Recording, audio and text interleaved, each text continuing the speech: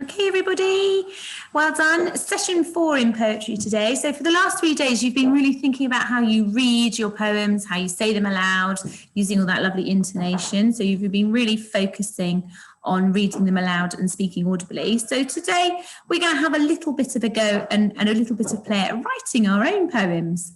So we're going to do that by starting by looking at our song of the train. So you know from yesterday that that's all about the rhythm of the train, and they've used the rhythm of the train, the actual sound of the train, clickety-clack, wheels on the track, this is the way they begin their attack, clickety-clack, clickety-clack, clickety-clackety, clickety-clack.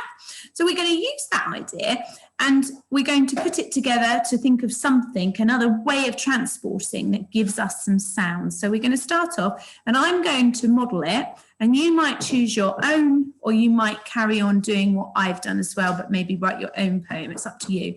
So those of you might say, oh, actually, I want to choose something else, a different way of transporting, a different way of moving. So I chose rowing. And the reason I chose rowing is I wanted something that had a sort of a pattern to the movement. And if you've ever watched these people rowing, when they all row together, they really work together. They normally have someone calling a pattern to make them row. And I wanted to use that because I thought that would give us a really good rhythm to start with.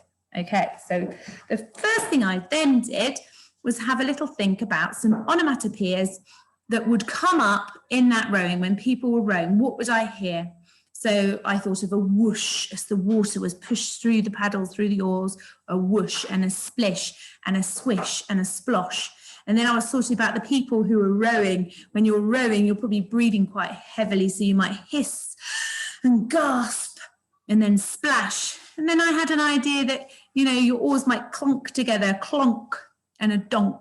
So those are the words I came up, and some of those are rhyming words. So then I thought, right, okay, I've come up with my words. So if you think I've chosen my subject, I've come up with those onomatopoeias that I might hear, really think, oh, what might I hear when that was happening? And then I put them together and had a little play. So I wanted to get that idea of repeating. So if you've got a rhythm and a pattern, you're going to have repeating. So I did splosh, swish, whoosh, pushing forward, pulling back. Splosh, swish, whoosh, pushing forward, pulling back. So I used that as that. So you'd have that, you're feeling that rhythm of rowing. And then I had a little play with some rhyming at the end, made it a bit silly.